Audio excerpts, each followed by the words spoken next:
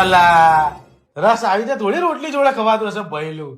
અલે યાર આ તો તોહીન થઈ ગઈ રસની આવી રીતે ના ખવાય લ્યા. જો આવડી મોટી ચમચી નહીં એનથી મોટી ચમચી લેવાની અને આમ કેમ હરાય સુબડુક સુબડુક સુબડુક.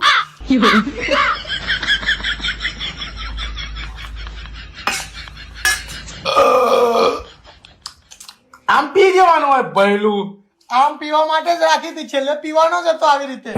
ના ના કોઈ દિવસ રસ આવે તો છેલ્લે ના રખાય. છેલ્લે રાખો ને તો બાજુ વાળો પી જાય.